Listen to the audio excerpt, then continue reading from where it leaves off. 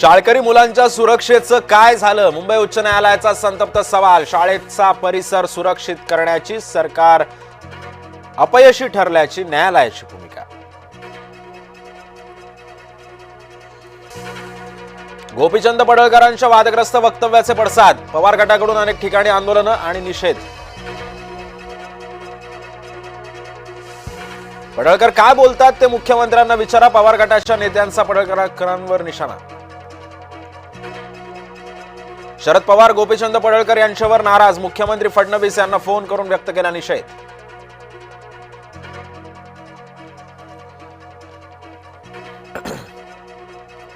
मोदींच्या आईचा व्हिडिओ बनला तेव्हा पवार गप्प का बसले? आमदार पडळकरांचा शरद पवारांना सवाल.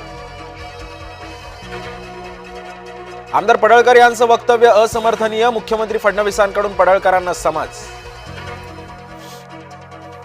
स्थानिक स्वराज्य संस्थांमध्ये राष्ट्रवादी एकटी लढणार. प्रफुल्ल पटेल यांचं सूचक वक्तव्य. हिंदूंच्या सणाला शरद पवार उद्धव ठाकरे खोडा घालतात. स्थानिक निवडणुकीमध्ये त्यांना पाणी पाजल्याशिवाय राहू नका. मंत्री आशिष शेलारांचं नागरिकांना आवाहन. मुंबईमध्ये रोडच्या कामामध्ये भ्रष्टाचार. 5% कमिशनवर रोडची कामं केली गेली. बीएमसीवर 25 वर्ष ठाकरेंची सत्ता. एन्काउंटर कार्यक्रमात अमित साटमांचा हल्लाबोल.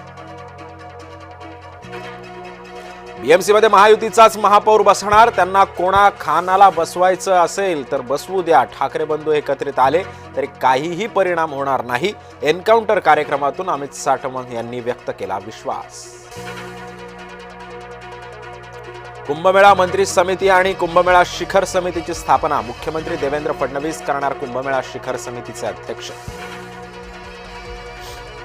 अंतरवाली सराटीच्या हल्ल्यात शरद पवारांच्या आमदाराचा सहभाग. छगन भुजबळांच्या वक्तव्यानं वादाचं मोहोळ. आंदेकर कुटुंबाला पुणे पोलिसांचा पुन्हा दणका. आंदेकर कुटुंबाची 27 बँक खाती गोठवली. बँकेमध्ये सुमारे 51 लाख रुपये असल्याची माहिती. हिंगोलीमध्ये अतिवृष्टीमुळे पिकांचं मोठं नुकसान. सरकारनं मदत करण्याची शेतकऱ्यांची मागणी.